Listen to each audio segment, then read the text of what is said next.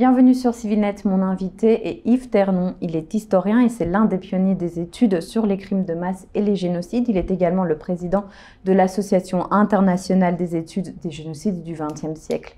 Bonjour Monsieur Ternon. Bonjour Madame. Merci d'avoir accepté notre invitation. Alors, on va commencer peut-être par parler de votre travail par rapport à l'Arménie. Vous avez consacré des décennies de travail au génocide des Arméniens. Et alors, selon vous, qu'est-ce qui reste mal compris, autant pour les Arméniens qu'au niveau international, de ce génocide, de cette part de l'histoire? Je crois que l'étude d'un génocide comme le génocide des Arméniens ne s'arrête pas un siècle après. Elle progresse et elle progressera encore pendant probablement un siècle ou deux. Parce que les travaux des historiens se sont améliorés de plus en plus et les recherches, avec les documentations de plus en plus accessibles, sont de plus en plus encore pertinentes et avancées. Donc on n'a pas fini de travailler sur le génocide des Arméniens de l'Empire ottoman. Quel point d'ombre il y a encore, selon vous, par rapport à ce génocide?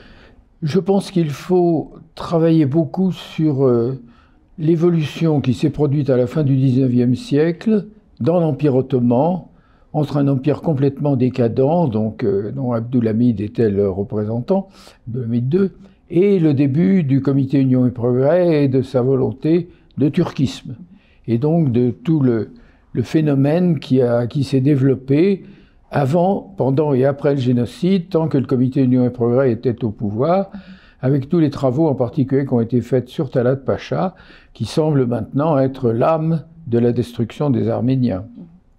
On reste en Arménie, il y a beaucoup d'Arméniens qui ont le sentiment que l'histoire se répète lorsqu'ils observent ce qu'il se passe actuellement au XXIe siècle. De votre point de vue d'historien du génocide, comment est-ce qu'une petite nation telle que l'Arménie peut-elle justement trouver dans sa mémoire un outil de résilience? Ce n'est pas facile parce qu'il y a la géographie qui prime.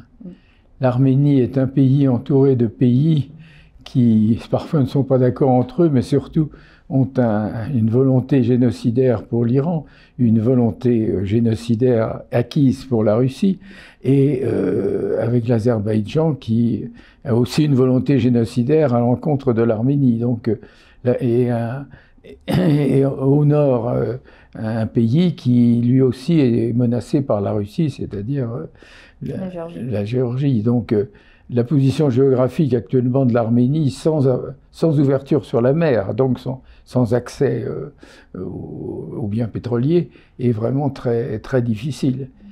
Donc il est difficile de porter des définitions à l'emporte-pièce ou des jugements à l'emporte-pièce sans analyser vraiment la situation dans laquelle se trouve ce pays, qui est une démocratie, entourée de pays qui ne le sont guère, si je puis dire, et qui ne le sont pas du tout même.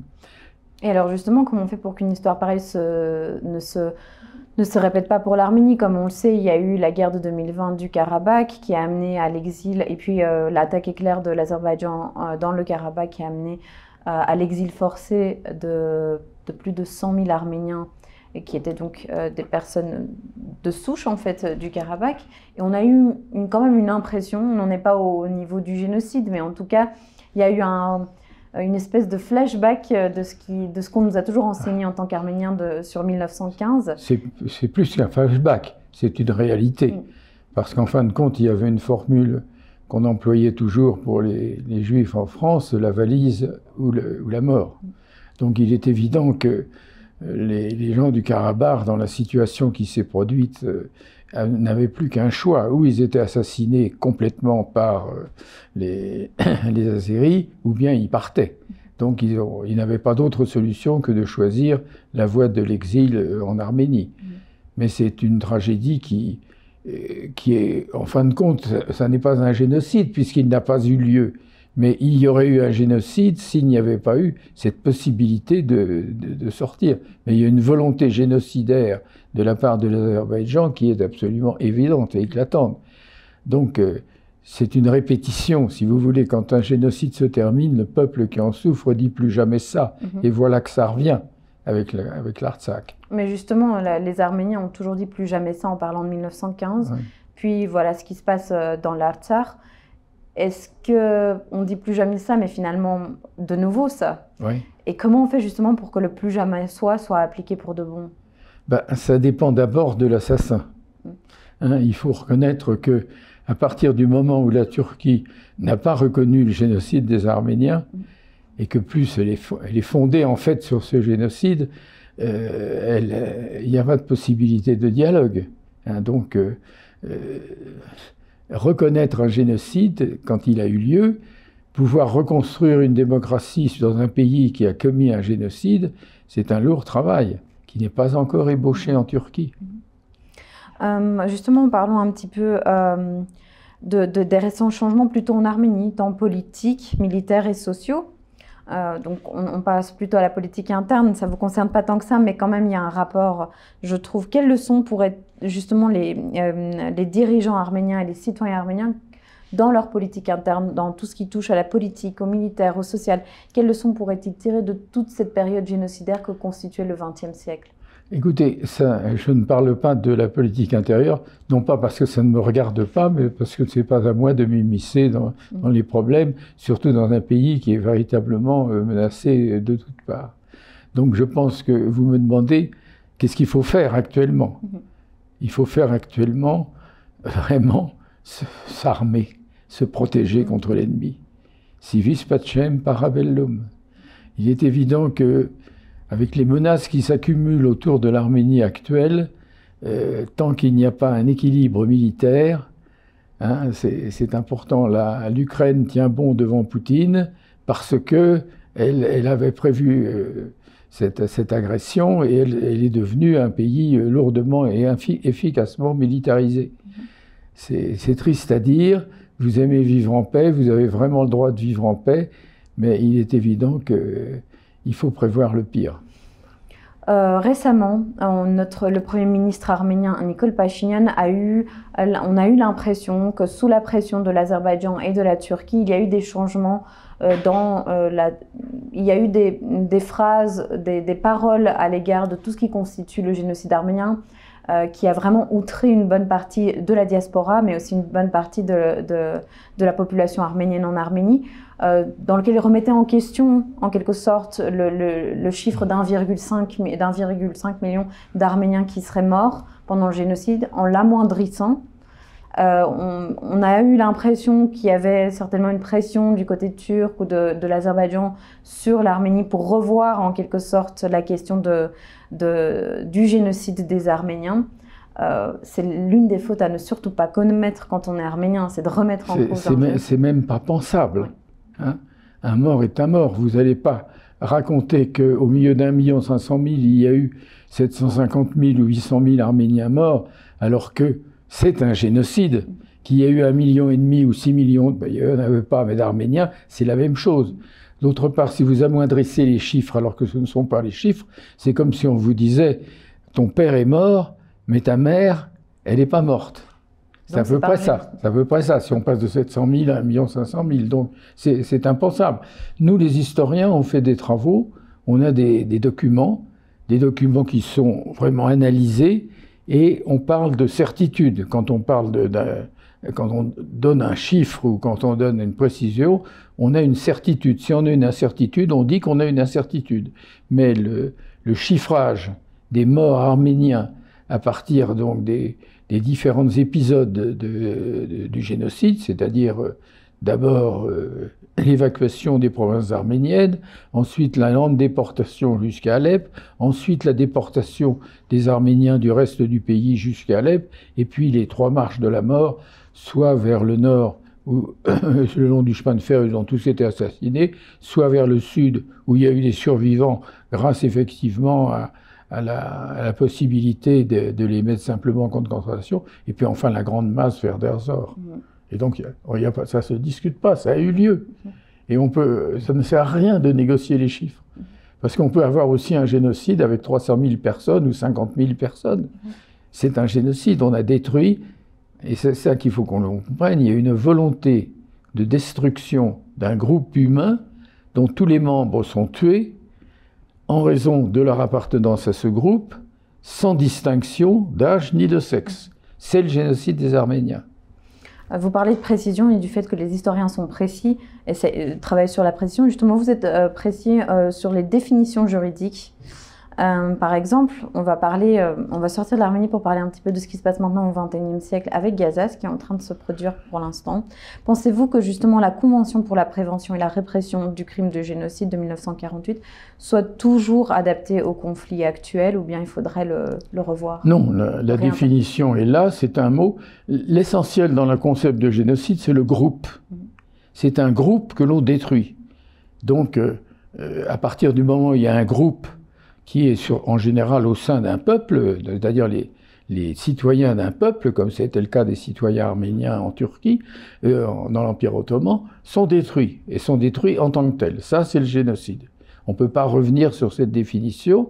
Elle s'oppose, si vous voulez, aux crimes individuels ou aux crimes de masse qui sont dans un autre contexte, qui ne sont pas moindres. Mais il se trouve que le génocide, c'est un cas précis. Donc, si on relit la Convention de 1948, c'est elle qui définit le génocide.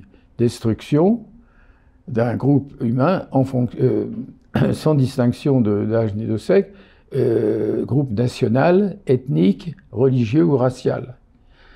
National, ethnique, national et religieux, c'est les Arméniens. Non pas qui sont nationaux et religieux, mais qui sont perçus comme tels par l'assassin.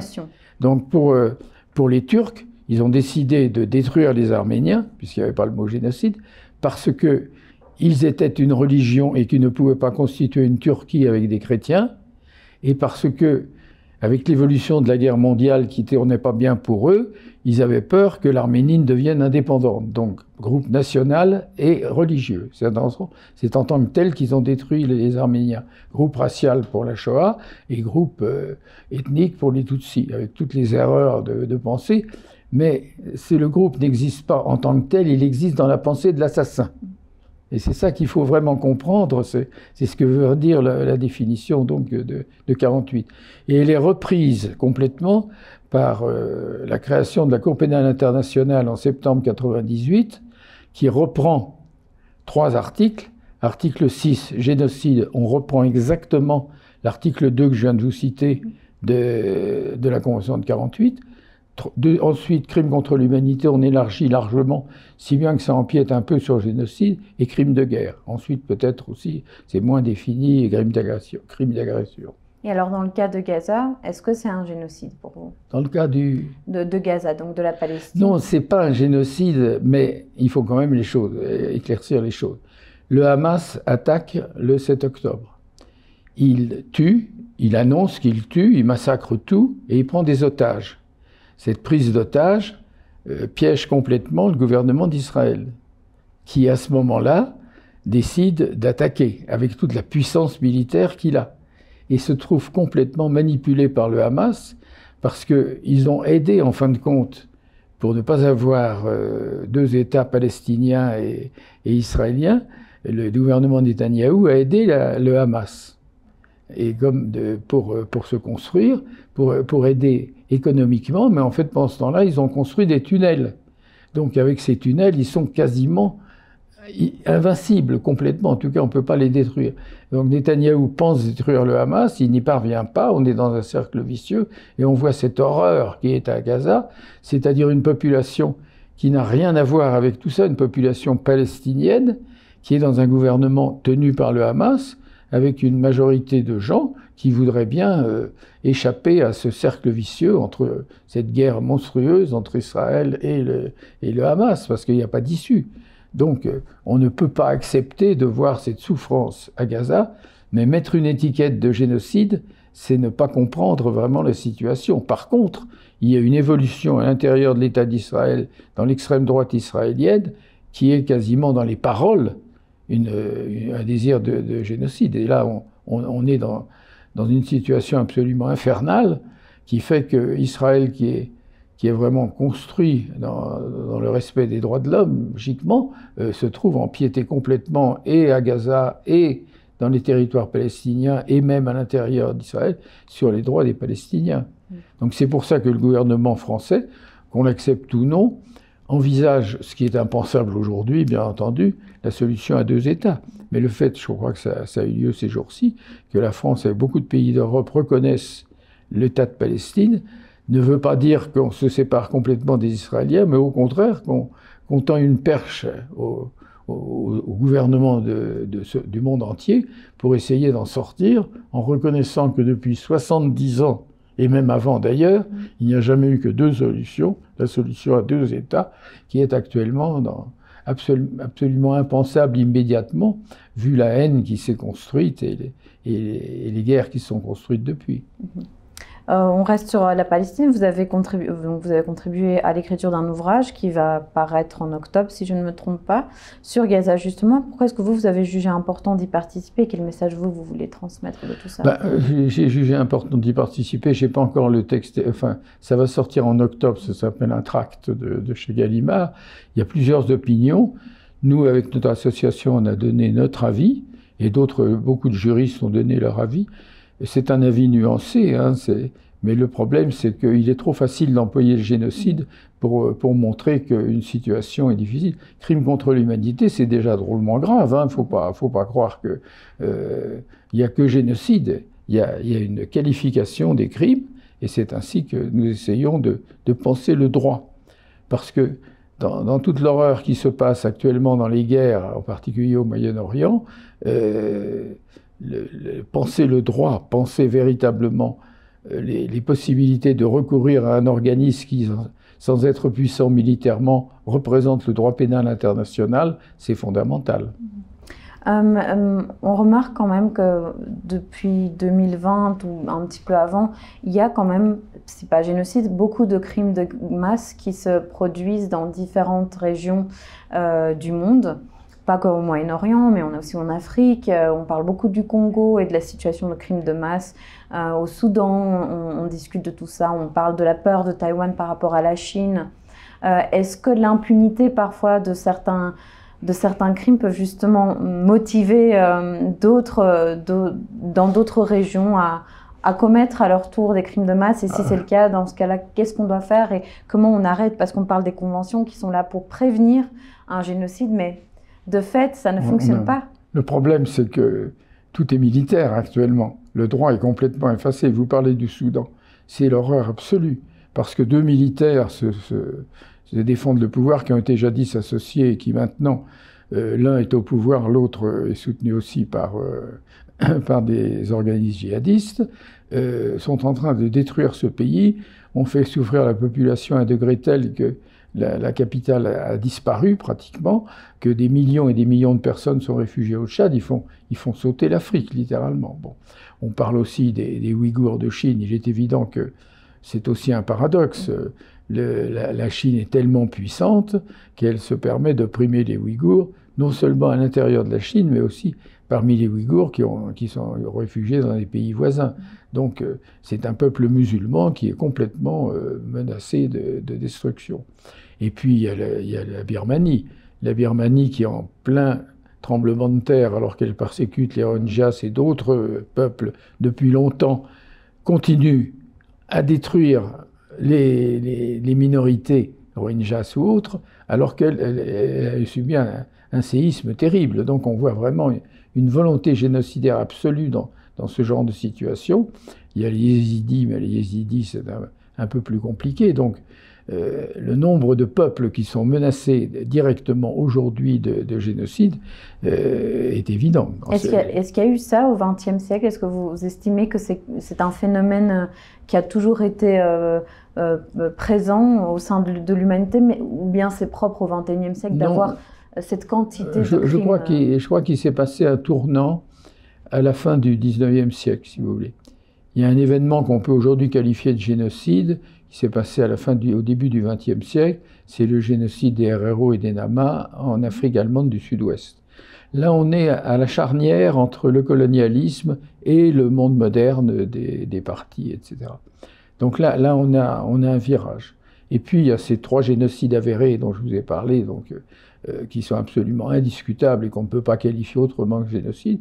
Il y a d'autres événements qui ont prêté à discussion, mais ça, c'est une discussion entre les historiens. Et, en ce qui concerne, par exemple, la famine en Ukraine, l'Holodomor, en ce qui concerne le Vietnam avec les procès d'ailleurs qui ont eu lieu, en ce qui concerne aussi Srebrenica. Donc tout ça, ce sont des événements qui sont passés et qui sont pour la plupart impossibles de juger comme génocide des Arméniens, puisque tout le monde est mort, pour les criminels en tout cas arméniens, ou que personne ne veut les juger. Et donc c'est le travail des historiens. Donc les historiens disent oui, c'est un génocide, comme je le dis pour les 3 génocides, ou ça se discute entre historiens, c'est du travail normal, si vous voulez. C'est pas la peine de dire oui, c'est un génocide, non, c'est un génocide. Non, non. Ce mot est tellement terrible qu'on le prépare, qu'on l'analyse. Donc il faut être respectueux et des travaux des historiens et des changements d'événements. Dernière question. Après avoir étudié les chapitres les plus sombres du XXIe siècle, de l'histoire de l'humanité du XXe siècle, comment vous voyez, vous envisagez le futur de l'humanité, vu comment c'est parti? Le pire. Le pire. Parce qu'à partir du moment où il y a une fracture telle dans les États qui font que la seule solution pour survivre, c'est de se défendre, c'est quand même un danger terrifiant. Je ne sais pas ce que nous réserverons, et la planète avec les mutations, et les États, mais nous sommes en grand danger dans toute l'humanité actuellement. Et puis, il est évident que les changements aussi de dirigeants dans certains pays qui sont le rempart de l'humanisme et des droits de l'homme a de quoi inquiéter. La fracture des États-Unis actuellement est pas très terriblement inquiétante. Merci beaucoup pour cette discussion. Je vous en prie. Merci à vous d'être restés avec nous et continuez à suivre CivilNet.